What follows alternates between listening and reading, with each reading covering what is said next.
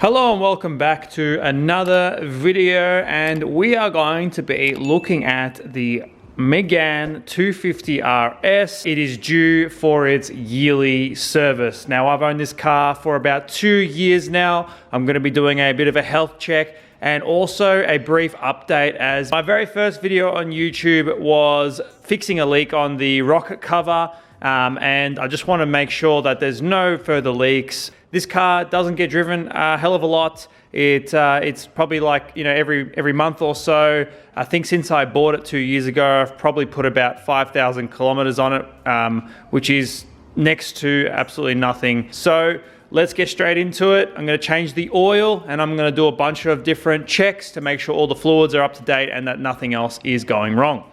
All right, I'm just leaving Repco. I came here with the Megane so that I can warm up the oil and, you know, give it a bit of a drive, as well as, no, that's pretty much it. I just came to warm up the oil. I just wanted to drive the car. I don't drive it much, so I definitely did. This is the Penrite oil that is used for this car. The reason why I'm using it is because this is the oil that the owner was using. The mechanic that used to service this car recommended it as well. I'm gonna head back now to start the process. The oil should be pretty warm and I can start jacking up the car. But anyway, I'm on the main road and I just want to tell you a bit about this car.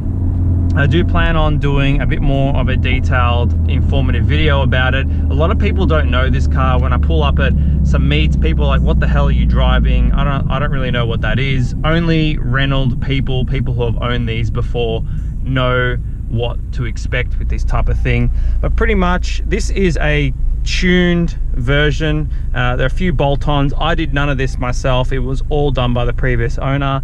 And basically it should be, don't quote me on this, it's just off the top of my head, I think this car stock is like 180 kilowatts. This car was dyno tuned to like 203 from memory, so a bit of power, and that's with simple bolt-ons like straight pipe exhaust, pod filter, and then a flash tune that was done locally. Pretty much it's got a sports mode with that disables traction control. I'm on the normal mode now, so the pedal's not very responsive, but if I throw it into sport mode, then everything's more responsive. It pops more, that kind of stuff. But overall, this is my first turbo hot hatch that I've ever owned. I've driven turbo cars before, and this one is the most I've spent time in because I own it, other than the S15. I love this car to bits. I drive it as much as I can, even though I said before that it doesn't get driven often. When I say I drive it as much as I can, I might drive it down the road to my parents' house, which is like 20 kilometers away or whatnot, just to get a drive in once a month, or I go on some long cruises with the missus. But this car is great if you're looking for a hot hatch just to get into the market. They aren't that expensive either, and yes, parts and whatnot are from Europe, so you might have a bit of trouble finding aftermarket things for this car, and servicing and whatnot can be expensive. But if you're doing what I'm doing, especially if you're not driving it as a daily, it's just a weekend fun car. If you buy one that has just done its major service, which is possibly clutch, you know, timing belts, anything that requires the mechanic to lift the engine out, because it's stuff that I physically can't do in the garage. It's just too hard. I don't have the tools. It'll be overwhelming. If you can buy one that is well maintained with a full service history, possibly serviced at Renault, it's not a priority just because Renault does not have the best reputation here with mechanics, but it's more or less that it has a solid service history and all the main bits are being done, then you may be able to get away with not completing another major service other than fluids for at least another 50,000 kilometers. And if you're driving it like how I drive it, which is what, 2,000 kilometers a year, you'll have a fun car for a while. That's not going to cost you too much. Just do the regular oils changes every year like what I'm doing. I think that's just standard for any car that you really love and enjoy. Any sports car, you want to just change the oil every single year because it does oxidize. I think that will just be, you know, a bare minimum. But either way, almost at my destination, so I will catch you in the garage.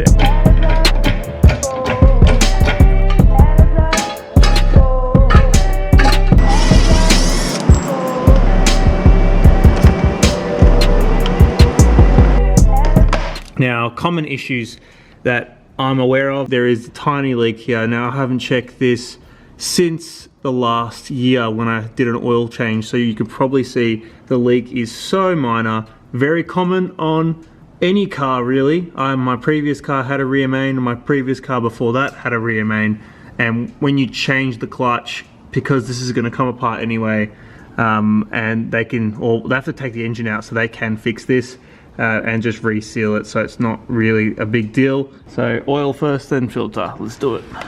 Now I checked the oil before I'm doing this and it's really clean still, but I just have a rule. I'd like to change the oil every year, exactly at 12 months on every car, just so I know that I've done the checkup. It's logged, not like a mechanical log, but it's logged. I keep a log of all the service records that I physically do, and I just want to make sure there's no metal or anything nasty hanging around that I need to be wary of. But from what I can see, for 1 year old oil, it's looking pretty good. Filter, oil, all out, completely dry. Just chucking in the new filter here, and then I'll start tightening everything up. I'm just gonna grab a little bit of oil and just rub it on the sides. And it says that on the instructions, so. Now I just need to fill up the oil, and then we'll start those health checks.